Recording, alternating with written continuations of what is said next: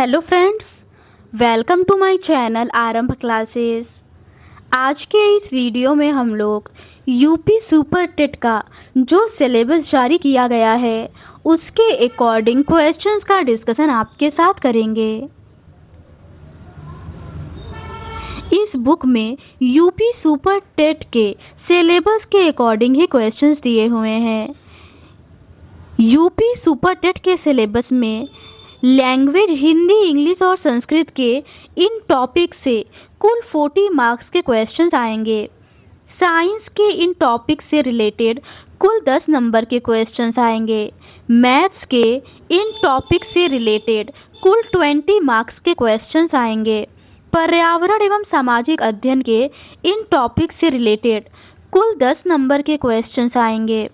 शिक्षण कौशल के इन सभी टॉपिक से रिलेटेड कुल 10 नंबर के क्वेश्चंस आएंगे। बाल मनोविज्ञान से इन टॉपिक से रिलेटेड कुल 10 मार्क्स के क्वेश्चंस आएंगे। सामान्य ज्ञान और करंट अफेयर्स के इन सभी टॉपिक से रिलेटेड कुल 30 मार्क्स के क्वेश्चन आएंगे। रीजनिंग के इन सभी टॉपिक से रिलेटेड कुल 5 मार्क्स के क्वेश्चंस आएंगे। सूचना तकनीकी के इन टॉपिक से रिलेटेड कुल 5 मार्क्स के क्वेश्चंस आएंगे। जीवन कौशल प्रबंधन एवं अभिवृत्ति के इन सभी टॉपिक से कुल 10 मार्क्स के क्वेश्चंस आएंगे।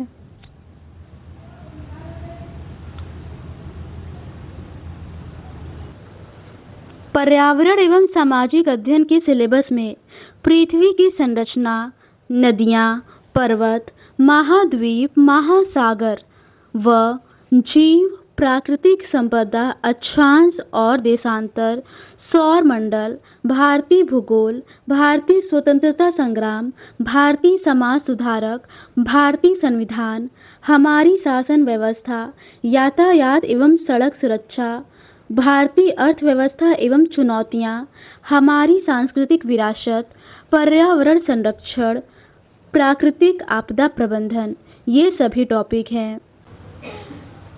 आज के इस वीडियो में हम लोग पर्यावरण एवं सामाजिक अध्ययन के रिमेनिंग टॉपिक्स का डिस्कशन करेंगे। इसके ऊपर के फैक्ट्स का डिस्कशन हम लोगों ने इस सीरीज के प्रीवियस पार्ट में कर लिया है। आज हम लोग उसके आगे के फैक्ट्स को देखेंगे। आगे के फैक्ट्स महासागर से रिलेटेड है। प्रशांत महासागर के द्वीप। जापान में होन्शु, होक्काइडो, क्यूशू और शिकोकू हैं।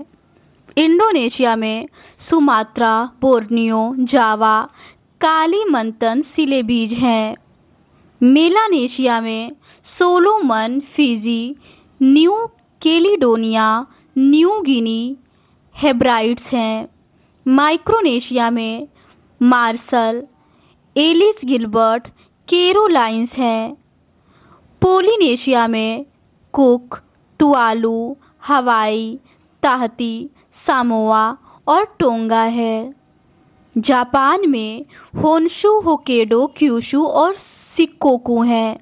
इंडोनेशिया में सुमात्रा, बोर्नियो, जावा, कालीमंतन और सिलेबीज द्वीप हैं। मेलानेशिया में Solomon, Fiji, new Caledonia, New Guinea, Hebrides हैं। माइक्रोनेशिया में मार्शल, एलिस, गिलबर्ट, कैरोलाइंस हैं। और पोलिनेशिया में कुक, टुवालू, हवाई, ताहती, सामोआ और टोंगा द्वीप हैं। महासागर के गर्त। मेरियाना गर्त प्रशांत महासागर में है। टोंगा गर्त प्रशांत महासागर में है। क्यूराइल, फिलिपाइन और कर्माडेक गर्त ये सभी प्रशांत महासागर में है। मेरियाना गर्त, टोंगा गर्त, क्यूराइल गर्त, फिलिपाइन गर्त और कर्माडेक गर्त ये सभी प्रशांत महासागर में है। रोमसे गर्त अटलांटिक महासागर में है और सुंडा गर्त हिंद महासागर में है। रोमसे गर्त अटलांटिक महासागर में और सुंडा गर्त हिंद महासागर में है। इस टेबल में महासागरीय धाराएं और देश दी हुई हैं। हम्बोल्ट धारा पेरू में चलती है, क्यूरोशियो धारा जापान में, फॉकलैंड अर्जेंटीना में, अगुलहास दक्षिण अफ्रीका में, लेब्राडोर कनाडा के पूर्वी तट में, ओयो शिवो कोरिया के पूर्वी तट में, कनारी मोरक्को के पश्चिमी तट पर और बेंगुला धारा दक्षिण अफ्रीका के पश्चिम तट पर बहती है। हम्बोल्ट धारा पेरू में, क्यूरोशिवो जापान में, फॉकलैंड अर्जेंटीना में, अगुलहास दक्षिण अफ्रीका में, लेब्राडोर कनाडा के पूर्वी तट पर, ओयो शिवो कोरिया के पूर्वी तट पर, कनारी मोरक्को के पश्चिमी तट पर और बेंगुला दक्षिण अफ्रीका के पश्चिमी तट पर बहती है। एल नीनो एवं ला नीना। एल नीनो व ला नीना एक मौसमी परिघटना है। एल नीनो की उत्पत्ति का संबंध पूर्वी प्रशांत महासागर के जल के तापमान में वृद्धि व ला नीना का संबंध पश्चिमी प्रशांत महासागरीय जल के तापमान में वृद्धि से है। एल नीनो व ला नीना एक मौसमी परिघटना है। एल नीनो की उत्पत्ति का संबंध पूर्वी प्रशांत महासागर के जल के तापमान में वृद्धि व ला नीना का संबंध पश्चिमी प्रशांत महासागरीय जल के तापमान में वृद्धि से है। एल नीनो रूपी गर्म जलधारा के प्रभाव से पूर्वी प्रशांत महासागर के तापमान में वृद्धि के फलस्वरूप पेरू के तट पर सामान्य से अधिक वर्षा होती है।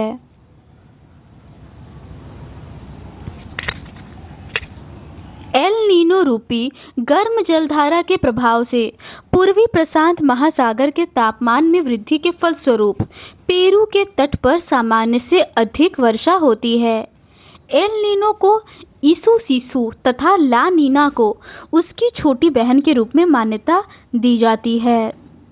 सारगैसो सागर उत्तरी अटलांटिक महासागर में उत्तरी विषुवत रेखीय गल्फ स्ट्रीम तथा कनारी धारा द्वारा जल का एक प्रति चक्रवाती प्रवाह क्रम का निर्माण होता है, जिसमें शांत और गतिहीन जल पाया जाता है। यहाँ पर सारगैसम घास की अधिकता होती है, जिसके कारण इस भाग को सारगैसो सागर कहते हैं।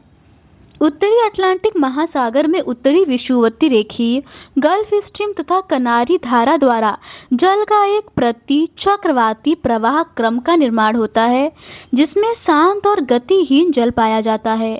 यहाँ पर सारगैसम घास की अधिकता होती है, जिसके कारण इस भाग को सारगैसो सागर कहते हैं।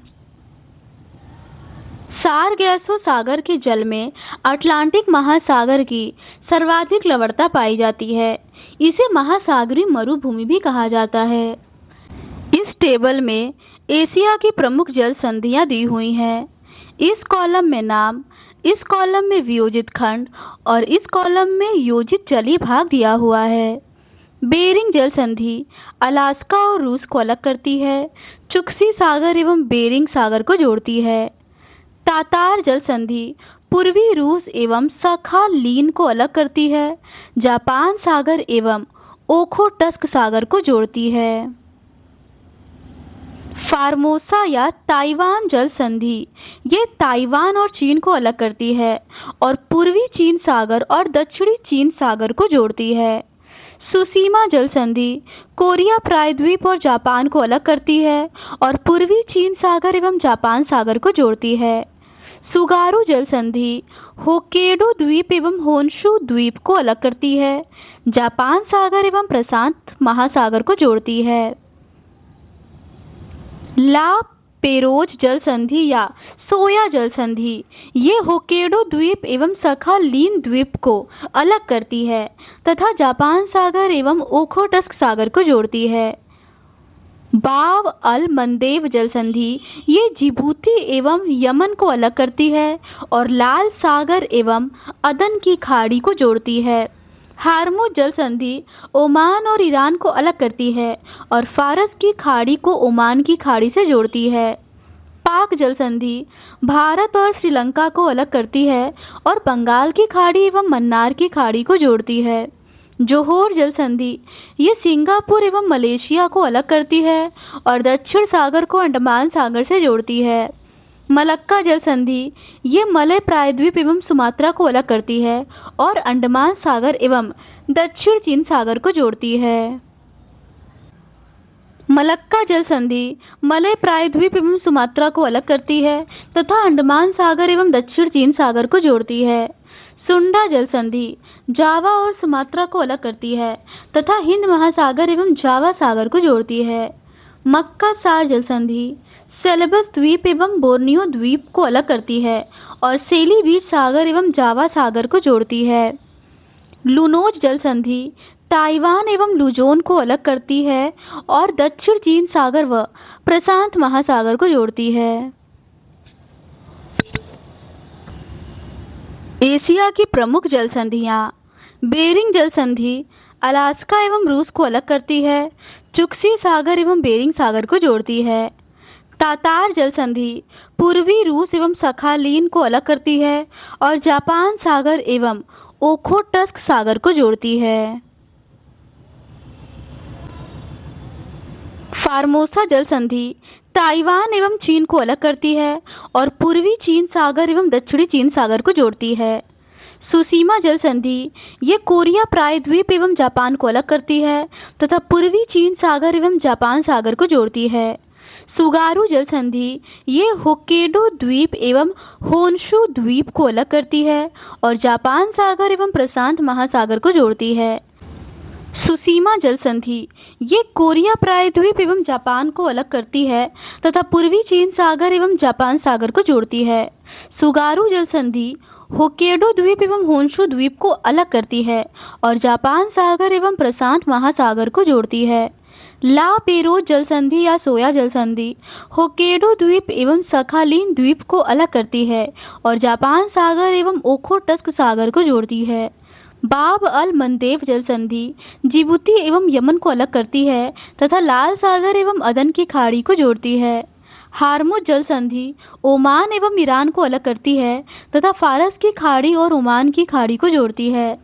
पाक जल संधि भारत और श्रीलंका को अलग करती है तथा बंगाल की खाड़ी एवं मन्नार की खाड़ी को जोड़ती है। जोहोर जल संधि सिंगापुर एवं मलेशिया को अलग करती है तथा दक्षिण चीन सागर एवं अंडमान सागर को जोड़ती है। मलक्का जल संधि मलय प्रायद्वीप एवं सुमात्रा को अलग करती है तथा अंडमान सागर एवं दक्षिण चीन सागर को जोड़ती है। सुंडा जल संधि ये जावा एवं सुमात्रा को अलग करती है तथा हिंद महासागर एवं जावा सागर को जोड़ती है। मक्कासार जल संधि ये सेलेबस द्वीप एवं बोर्नियो द्वीप को अलग करती है तथा सेली बीच सागर एवं जावा सागर को जोड़ती है। लुनोज जल संधि ये ताइवान एवं लुजोन को अलग करती है और दक्षिण चीन सागर व प्रशांत महासागर को जोड़ती है। इस टेबल में महासागरीय जल धाराएं दी हुई हैं। उत्तर भूमध्य रेखी या विषुवती धारा, यह धारा भूमध्य रेखा के उत्तर में अफ्रीका के पश्चिमी तट से प्रारंभ होकर पश्चिम की ओर मध्य अमेरिका तट की ओर प्रवाहित होती है। यह जलधारा दक्षिण अमेरिका के पूर्वी तट के अवरोध के कारण दो शाखाओं में विभाजित हो जाती है। पहली शाखा को एंटलीज धारा तथा दूसरी धारा कैरेबियन सागर में प्रविष्ट हो जाती है तथा यह युकाटन चैनल तक पहुंच जाती है। उत्तर भूमध्य रेखी या विषुवती धारा, यह धारा भूमध्य रेखा के उत्तर में अफ्रीका के पश्चिमी तट से आरंभ होकर पश्चिम की ओर मध्य अमेरिका तट की ओर प्रवाहित होती है। यह जलधारा दक्षिण अमेरिका के पूर्वी तट के अवरोध के कारण दो शाखाओं में विभाजित हो जाती है। पहली शाखा को एंटलीज धारा तथा दूसरी धारा कैरेबियन सागर में प्रविष्ट हो जाती है तथा यह युकाटन चैनल तक पहुंच जाती है। दक्षिणी भूमध्य रेखी या विषुवती धारा। यह जलधारा भूमध्य रेखा के दक्षिण में अफ्रीका के पश्चिमी तट तथा दक्षिण अमेरिका के पूर्वी तट के बीच प्रवाहित होती है। यह धारा ब्राजील तट से टकराने के परिणाम स्वरूप दो शाखाओं में विभक्त हो जाती है। उसमें से पहली शाखा उत्तरी भूमध्य रेखी धारा में मिल जाती है, जबकि दूसरी शाखा दक्षिण की ओर प्रवाहित होती है तथा ब्राजील धारा को जन्म देती है। दक्षिण भूमध्य रेखी या विषुवती धारा। यह जलधारा भूमध्य रेखा के दक्षिण में अफ्रीका के पश्चिमी तट तथा दक्षिण अमेरिका के पूर्वी तट के बीच प्रवाहित होती है। यह धारा ब्राजील तट से टकराने के परिणाम स्वरूप दो शाखाओं में विभक्त हो जाती है। उनमें से पहली शाखा उत्तरी भूमध्य रेखी धारा में मिल जाती है, जबकि दूसरी शाखा दक्षिण की ओर प्रवाहित होती है तथा ब्राजील धारा को जन्म देती है।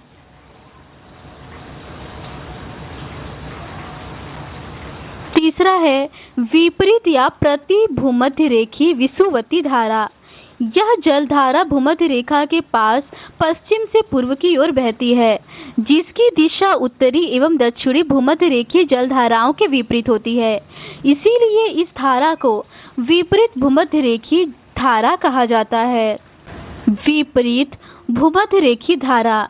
यह जलधारा भूमध्य रेखा के पास पश्चिम से पूर्व की ओर बहती है, जिसकी दिशा उत्तरी एवं दक्षिणी भूमध्य रेखी जलधाराओं के विपरीत होती है। इसीलिए इस धारा को विपरीत भूमध्य रेखी धारा कहा जाता है। विपरीत भूमध्य रेखी धारा। यह जलधारा भूमध्य रेखा के पास पश्चिम से पूर्व की ओर बहती है, जिसकी दिशा उत्तरी एवं दक्षिणी भूमध्य रेखी जलधाराओं के विपरीत होती है। इसीलिए इस धारा को विपरीत भूमध्य रेखी धारा कहा जाता है। अगला है नॉर्वे धारा। यह उत्तरी अटलांटिक प्रवाह की एक शाखा है एवं नॉर्वे के साथ बेरेंट्स सागर की ओर प्रवाहित होती है। इस जलधारा के कारण रूस का मुरमास्क बंदरगाह वर्ष भर खुला रहता है। नॉर्वे जलधारा। यह उत्तरी अटलांटिक प्रवाह की एक शाखा है एवं नॉर्वे के साथ बेरेंट्स सागर की ओर प्रवाहित होती है। इस जलधारा के कारण रूस का मुरमास्क बंदरगाह वर्ष भर खुला रहता है। अगला है इरमिंगर धारा। यह धारा आइसलैंड के पूर्वी किनारे से बहती हुई पूर्वी ग्रीनलैंड धारा के साथ उत्तरी अटलांटिक प्रवाह में मिल जाती है। इरमिंगर धारा। यह धारा आइसलैंड के पूर्वी किनारे से बहती हुई पूर्वी ग्रीनलैंड धारा के साथ उत्तरी अटलांटिक प्रवाह में मिल जाती है। पूर्वी ग्रीनलैंड धारा। यह धारा ग्रीनलैंड के पूर्वी तट से प्रारंभ होकर केप फेयरवेल के पास उत्तरी अटलांटिक प्रवाह में मिल जाती है। पूर्वी ग्रीनलैंड धारा। यह धारा ग्रीनलैंड के पूर्वी तट से प्रारंभ होकर केप फेयरवेल के पास उत्तरी अटलांटिक प्रवाह में मिल जाती है। अगला है अलास्का धारा। यह गर्म जल धारा उत्तरी प्रशांत प्रवाह की उत्तरी शाखा है, जो ब्रिटिश कोलंबिया तथा अलास्का प्रायद्वीप तट के सहारे प्रवाहित होकर पुनः उत्तरी प्रशांत महासागर में मिल जाती है। अलास्का धारा। यह गर्म जलधारा उत्तरी प्रशांत प्रवाह की उत्तरी शाखा है, जो ब्रिटिश कोलंबिया तथा अलास्का प्रायद्वीप तट के सहारे प्रवाहित होकर पुनः उत्तरी प्रशांत महासागर में मिल जाती है। अगला है उत्तरी प्रशांत महासागरी प्रवाह। इसकी उत्पत्ति जापान तट के पास क्यूरोशियो तथा ओयोशिवो धारा के टकराने के परिणाम स्वरूप होती है। उत्तरी प्रशांत प्रवाह ब्रिटिश कोलंबिया के पास दो शाखाओं में विभाजित हो जाती है, जिनमें से उत्तर की ओर प्रवाहित होने वाली धारा को अलास्का धारा एवं दक्षिण की ओर प्रवाहित होने वाली धारा को कैलिफोर्निया धारा के नाम से जाना जाता है। उत्तरी प्रशांत महासागरी धारा। इसकी उत्पत्ति जापान तट के पास क्यूरोशियो तथा ओयोशिवो धारा के टकराने के परिणाम स्वरूप होती है। उत्तरी प्रशांत प्रवाह ब्रिटिश कोलंबिया के पास दो शाखाओं में विभाजित हो जाती है, जिसमें से उत्तर की ओर प्रवाहित होने वाली धारा को अलास्का धारा एवं दक्षिण की ओर प्रवाहित होने वाली धारा को कैलिफोर्निया धारा के नाम से जाना जाता है। अगला है ब्राजील धारा। यह धारा ब्राजील के दक्षिण पूर्व तट के सहारे बहते हुए रियो डी प्लाटा के मुहाने तक जाती है, जहां ब्राजील धारा फॉकलैंड धारा में मिल जाती है। ब्राजील धारा ब्राजील के दक्षिण पूर्व तट के सहारे बहते हुए रियो डी प्लाटा के मुहाने तक जाती है, जहां ब्राजील धारा फॉकलैंड धारा में मिल जाती है। अगला है पूर्वी ऑस्ट्रेलियाई धारा। दक्षिण विषुवत रेखीय धारा जब ऑस्ट्रेलिया के तट के पास पहुंचकर विभाजित हो जाती है तो इसकी दक्षिणी शाखा ऑस्ट्रेलिया के पूर्वी तट के सहारे दक्षिण दिशा में बहने लगती है। यह एक अस्थायी एवं गर्म धारा है। पूर्वी ऑस्ट्रेलियाई धारा। दक्षिण विषुवत रेखीय धारा जब ऑस्ट्रेलिया के तट के पास पहुंचकर विभाजित हो जाती है तो इसकी दक्षिणी शाखा ऑस्ट्रेलिया के पूर्वी तट के सहारे दक्षिणी दिशा में बहने लगती है। यह एक अस्थायी एवं गर्म धारा है। अगला है मोजाम्बिक धारा। यह अफ्रीका एवं मोजाम्बिक के बीच प्रवाहित होती है। इस धारा की उत्पत्ति दक्षिण भूमध्य रेखीय धारा के दक्षिणी शाखा से होती है। मोजाम्बिक धारा। यह अफ्रीका एवं मोजाम्बिक के बीच प्रवाहित होती है। इस धारा की उत्पत्ति दक्षिण भूमध्य रेखीय धारा के दक्षिणी शाखा से होती है। अगला है मेडागास्कर धारा। यह धारा दक्षिण भूमध्य रेखीय धारा की दक्षिणी शाखा है। यह धारा मेडागास्कर के पूर्वी तट पर दक्षिण दिशा में प्रवाहित होती है। मेडागास्कर धारा। यह धारा दक्षिण भूमध्य रेखीय धारा की दक्षिणी शाखा है। यह धारा मेडागास्कर के पूर्वी तट पर दक्षिण दिशा में प्रवाहित होती है। अगला है ग्रीष्म मानसून धारा। ग्रीष्म ऋतु में दक्षिण मानसून पवनों के प्रभाव स्वरूप इस धारा की उत्पत्ति होती है।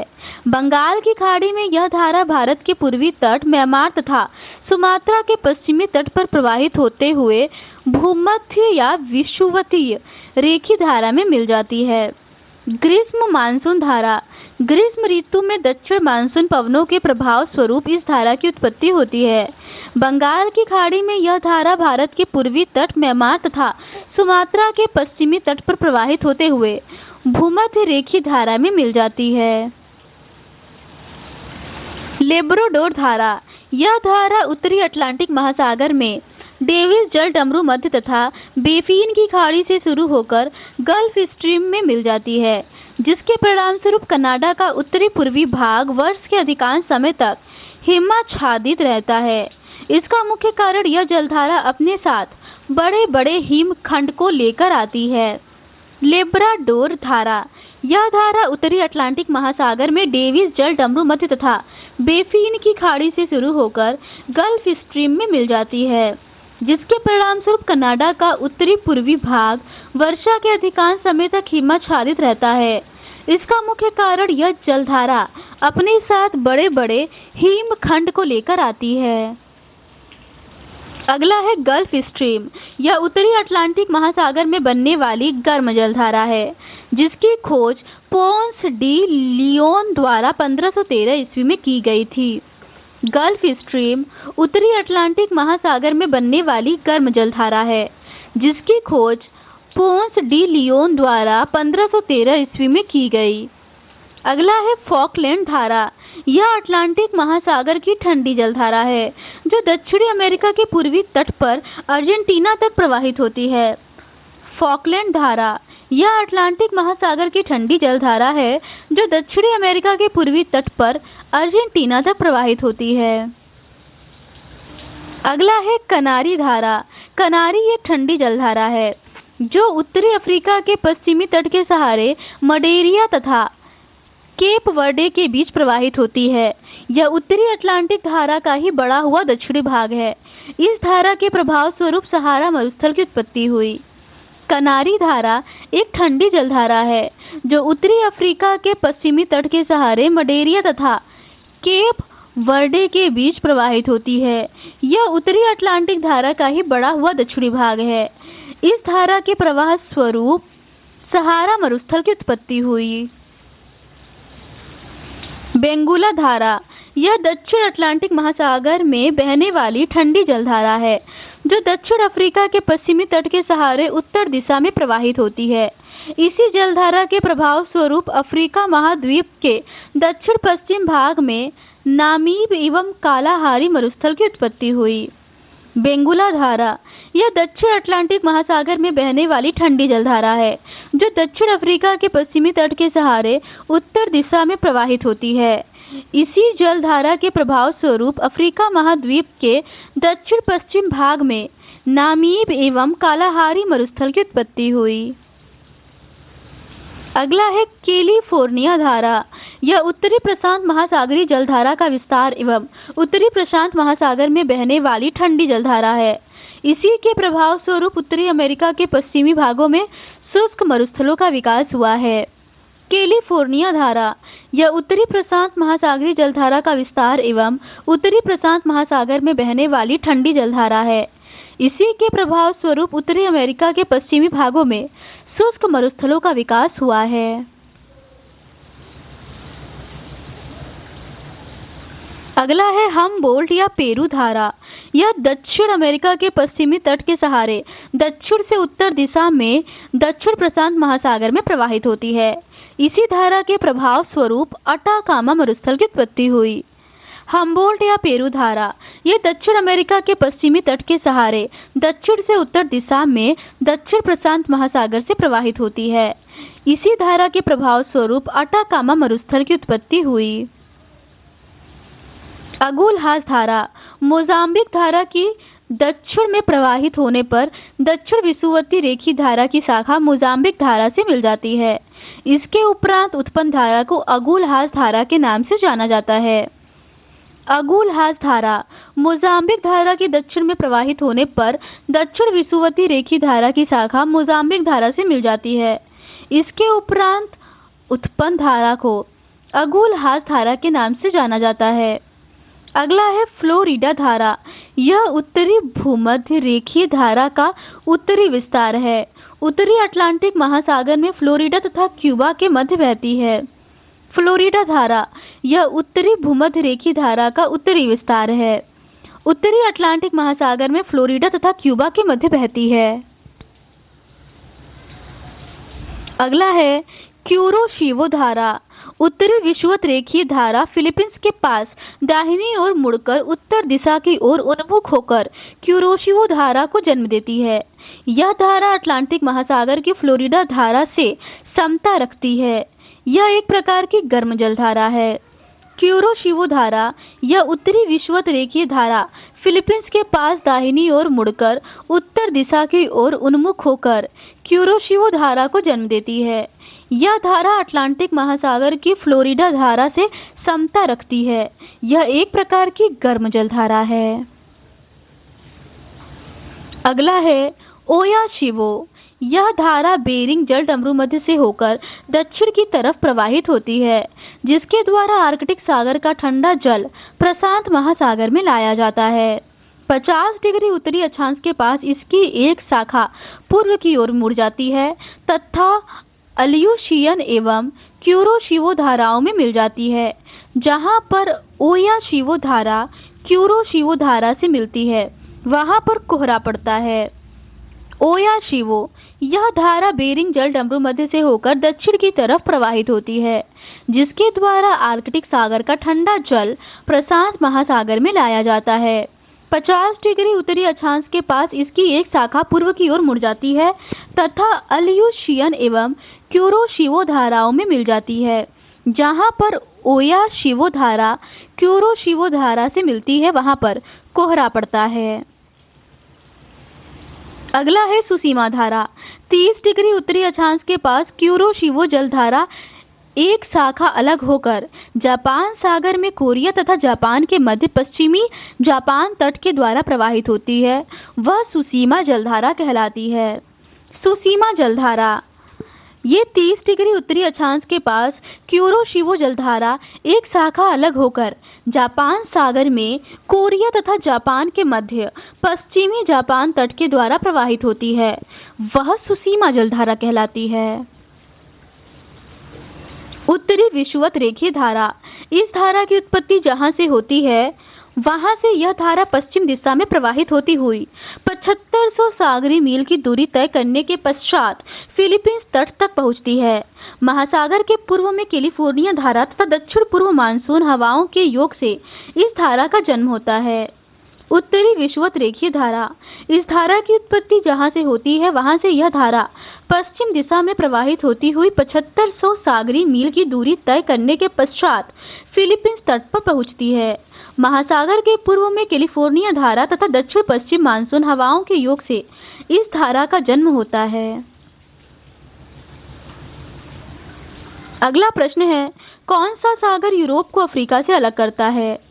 इसका सही आंसर है भूमध्य सागर। भूमध्य सागर यूरोप को अफ्रीका से अलग करता है। अगला प्रश्न है, महासागरों में कौन सा लवण सर्वाधिक मात्रा में पाया जाता है? इसका सही आंसर है सोडियम क्लोराइड। सोडियम क्लोराइड महासागरों में अधिक मात्रा में पाया जाता है। अगला प्रश्न है, 71% पृथ्वी का तल ढका हुआ है। इसका सही आंसर है जल से। अगला प्रश्न है, महासागर पृथ्वी पृष्ठ के अधिकांश जगह आवृत किया है, जो है लगभग। इसका सही आंसर है 3/4। अगला प्रश्न है, विश्व की सबसे गहरी समुद्री खाई कौन सी है? इसका सही आंसर है मेरियाना की खाई। अगला प्रश्न है, विश्व की सबसे अधिक लवणीय सागर या झील है? इसका सही आंसर है लेक वॉन। अगला प्रश्न है, किसे पर्वतों का सागर कहा जाता है? इसका सही आंसर है ब्रिटिश कोलंबिया। ब्रिटिश कोलंबिया को पर्वतों का सागर कहा जाता है। अगला प्रश्न है, कौन सा सबसे गहरा सागर है? इसका सही आंसर है दक्षिण चीन सागर। अगला प्रश्न है, 90 ईस्ट रीच कहाँ पर स्थित है? इसका सही आंसर है हिंद महासागर में। अगला प्रश्न है, भारत में प्रवेश करने वाले पश्चिमी विक्षोभ उत्पन्न होते हैं। इसका सही आंसर है भूमध्य सागर में। अगला प्रश्न है, न्यूनतम लवणता पाई जाती है। इसका सही आंसर है कैस्पियन सागर में। अगला प्रश्न है, सारगैसो समुद्र की विशिष्टता है। इसका सही आंसर है विशिष्ट समुद्री वनस्पति। अगला प्रश्न है, आंतरिक सागर है। इसका सही आंसर है कैस्पियन सागर। अगला प्रश्न है, जो सागर 3 महाद्वीपों से घिरा है। इसका सही आंसर है भूमध्य सागर। अगला प्रश्न है, ग्रेट बैरियर रीफ स्थित है। इसका सही आंसर है प्रशांत महासागर में। अगला प्रश्न है, ग्रांड बैंक स्थित है। इसका सही आंसर है अटलांटिक महासागर में। अगला प्रश्न है, गल्फ स्ट्रीम है। इसका सही आंसर है एक महासागरीय गर्म धारा। अगला प्रश्न है, अगुलहास धारा चलती है। इसका सही आंसर है हिंद महासागर में। अगला प्रश्न है, देश के तट पर एल नीनो धारा प्रकट होती है। इसका सही आंसर है पेरू में। अगला प्रश्न है, जल संधि यूरोप को अफ्रीका से पृथक करती है। इसका सही आंसर है जिब्राल्टर जल संधि। अगला प्रश्न है, पाक जल संधि समुद्री सीमा बनाती है। इसका सही आंसर है भारत और श्रीलंका के बीच। अगला प्रश्न है, एशिया और उत्तरी अमेरिका को जो जल डमरू मध्य अलग करता है वह है। इसका सही आंसर है बेरिंग जल डमरू मध्य। अगला प्रश्न है, हिंद महासागर और लाल सागर को कौन सी जल संधि जोड़ती है? इसका सही आंसर है बाब अल मंदेब। अगला प्रश्न है, मलक्का जल संयोजक में आने जाने की सुविधाएं हैं। इसका सही आंसर है हिंद महासागर से चीन सागर तक। अगला प्रश्न है, आर्कटिक महासागर एवं प्रशांत महासागर को जोड़ने वाला जल डमरू मध्य है। इसका सही आंसर है बेरिंग। अगला प्रश्न है, विश्व की सबसे बड़ी नहर कौन सी है? इसका सही आंसर है स्वेज नहर। अगला प्रश्न है, सर्वोत्तम आंतरिक जल मार्ग पाए जाते हैं। इसका सही आंसर है यूरोप में। अगला प्रश्न है, विश्व की सबसे गहरी समुद्री गर्त कौन है? इसका सही आंसर है चैलेंजर। अगला प्रश्न है, हिंद महासागर की सबसे गहरी खाई कौन सी है? इसका सही आंसर है जावा गर्त। अगला प्रश्न है, उत्तरी अमेरिका के पूर्वी तट से होकर प्रवाहित होने वाली गर्म धारा का नाम लिखिए। इसका सही आंसर है गल्फ स्ट्रीम। अगला प्रश्न है, विश्व का सबसे बड़ा महासागर है। इसका सही आंसर है प्रशांत महासागर। अगला प्रश्न है, लवणता की सर्वाधिक मात्रा किसमें पाई जाती है? इसका सही आंसर है टर्की की वॉन झील में। अगला प्रश्न है, दुनिया में समुद्री जीवों की पहली जनगणना कब हुई? इसका सही आंसर है अक्टूबर 2010 में। अगला प्रश्न है, समुद्री जीवों की जनगणना सर्वप्रथम कब प्रारंभ हुई?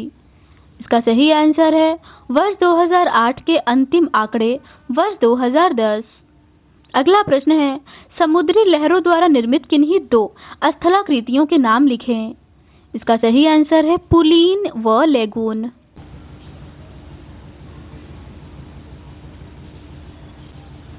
अगला प्रश्न है, स्वेज नहर किन सागरों को जोड़ती है? इसका सही आंसर है लाल सागर व भूमध्य सागर को।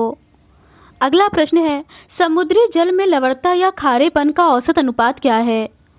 इसका सही आंसर है औसत अनुपात 35 ग्राम प्रति किलोग्राम जल। अगला प्रश्न है, महासागरीय जल की गतियों के नाम लिखो। इसका सही आंसर है लहर, धाराएं और ज्वार भाटा। आगे कुछ ऑब्जेक्टिव क्वेश्चंस दिए हुए हैं। पहला प्रश्न है, निम्नांकित महासागरीय धाराओं में किसका पड़ोसी तट पर गर्म प्रभाव पड़ता है? इसका सही आंसर है ऑप्शन सी, ब्राजील। इन सभी ऑप्शंस में ब्राजील धारा अटलांटिक महासागर में बहने वाली एक गर्म जलधारा है। इसकी उत्पत्ति दक्षिण विषुवत रेखीय धारा के केप डी साओ रॉक के पास ब्राजील तट से टकराने के बाद होता है। यह धारा उच्च तापक्रम और उच्च लवणता वाली धारा है, इसीलिए इसका पड़ोसी तट पर गर्म प्रभाव पड़ता है। अगला प्रश्न है, निम्नलिखित में से किस सागर में लवणता सबसे अधिक होती है? इसका सही आंसर है ऑप्शन बी, मृत सागर। इन सभी ऑप्शंस में सर्वाधिक लवणता मृत सागर में पाई जाती है, लेकिन वास्तव में सर्वाधिक लवणता तुर्की की वान झील में पाई जाती है, जो ऑप्शन में नहीं दिया हुआ है। अगला प्रश्न है, महासागर से छोटा वृहद लवणी जलाशय कहलाता है? इसका सही आंसर है ऑप्शन सी, सागर। महासागर से छोटा वृहद लवणी जलाशय को सागर कहा जाता है, जैसे अरब सागर, चीन सागर, काला सागर तथा लाल सागर आदि। अगला प्रश्न है, महासागरीय धाराओं के संबंध में नीचे दिए गए दोनों कथनों ए और बी पर विचार कीजिए तथा सही उत्तर का चयन कीजिए। पहला है, उष्ण महासागरीय धाराएं भूमध्य रेखा के निकट उत्पन्न होती है तथा ध्रुवों की ओर प्रवाहित होती हैं। बी है, शीत महासागरीय धाराएं निम्न अक्षांशों से उच्च अक्षांशों को जल ले जाती हैं। इसका सही आंसर है ऑप्शन ए सही है और बी गलत है। गर्म महासागरीय धाराएं भूमध्य रेखा के पास उत्पन्न होती हैं और ध्रुवों की ओर प्रवाहित होती हैं। शीत या ठंडी महासागरीय धाराएं उच्च अक्षांश अर्थात ध्रुवों के पास से उत्पन्न होती हैं तथा निम्न अक्षांश की ओर प्रवाहित होती हैं। अगला प्रश्न है, बेरिंग जलडमरू मध्य पानी का सकरा भाग है जो जोड़ता है। इसका सही आंसर है आर्कटिक महासागर और प्रशांत महासागर को। बेरिंग जलडमरू मध्य प्रशांत महासागर तथा चुस्की सागर को जोड़ता है। यह एशिया एवं उत्तरी अमेरिका महाद्वीप की जलसंधि है। अगला प्रश्न है, निम्नलिखित में से कौन जहाजों के नौकायन में सहायता करता है? इसका सही आंसर है ऑप्शन सी, उच्च ज्वारीय क्षेत्र। उच्च ज्वारीय क्षेत्र जहाजों के नौकायन में सहायता प्रदान करता है। इसके द्वारा जहाजों को बंदरगाहों तक आसानी से पहुंचाया जाता है। अगला प्रश्न है, अटलांटिक महासागर में अनेक पोताश्रय एवं पत्तन है क्योंकि? इसका सही आंसर है ऑप्शन सी, अटलांटिक महासागर की तट रेखा अधिक तंदुरित है। अटलांटिक महासागर की तट रेखा अधिक तंदुरित है। यह तंदुरित तट रेखा प्राकृतिक पोताश्रय एवं पतनों के लिए आदर्श स्थिति है, जिससे अटलांटिक महासागर में अनेक पोताश्रय एवं पत्तन है। अगला प्रश्न है, अटलांटिक महासागर के विषय में निम्नलिखित तथ्य पढ़ें। ए है, यह अंग्रेजी के एस अक्षर के आकार का है। बी है, इसकी तट रेखा सरल रेखी व निर्बाध है। सी है, व्यापारिक दृष्टि से यह सबसे व्यस्तम महासागर है। उपर्युक्त में से कौन सा कथन सही है? इसका सही आंसर है ऑप्शन ए और सी सही है, बी गलत है। अटलांटिक महासागर दूसरा सबसे बड़ा महासागर है। इसका क्षेत्रफल संपूर्ण पृथ्वी का लगभग 1/6 है। इसका आकार अंग्रेजी के एस अक्षर के सदृश है। यह व्यापारिक दृष्टि से सबसे व्यस्त महासागर है। अगला प्रश्न है, सामान्यतः प्रवाल उष्णकटिबंधीय सागर के मध्य में पाए जाते हैं। इसका सही आंसर है ऑप्शन सी, 30 डिग्री उत्तर एवं 30 डिग्री दक्षिण के मध्य। प्रवाल सामान्यतः मध्य उष्णकटिबंधीय समुद्री क्षेत्रों में पाए जाते हैं। यह 30 डिग्री नॉर्थ अक्षांश से 30 डिग्री साउथ अक्षांश के मध्य विस्तृत है। प्रवाल भित्तियों के निर्माण के लिए आदर्श तापमान 20 से 21 डिग्री सेल्सियस तथा 40 से 55 मीटर तक की गहराई आदर्श है।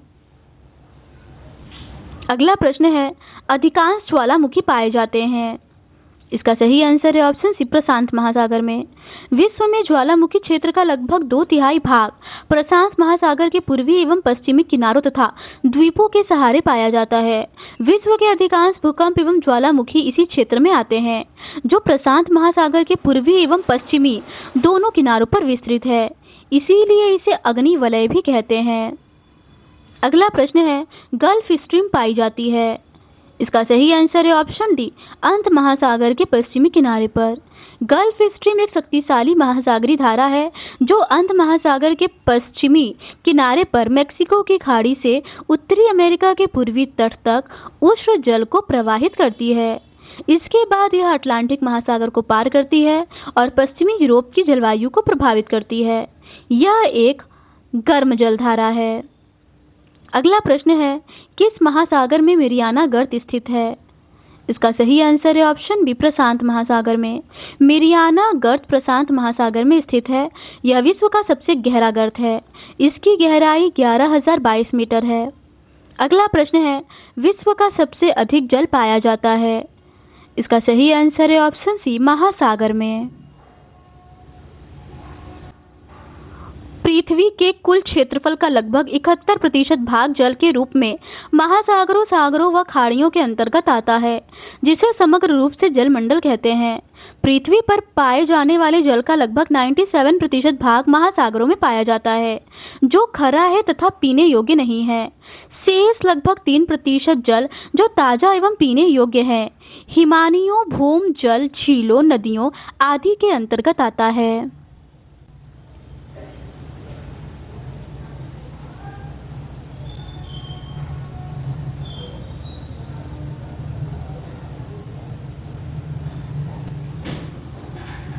तो आज के इस वीडियो में बस इतना ही। इस सीरीज के नेक्स्ट पार्ट में हम लोग प्राकृतिक संपदा से रिलेटेड क्वेश्चंस का डिस्कशन आपके साथ करेंगे। अगर आपको ये सीरीज पसंद आती है तो please do subscribe to my channel and like this video. Thank you.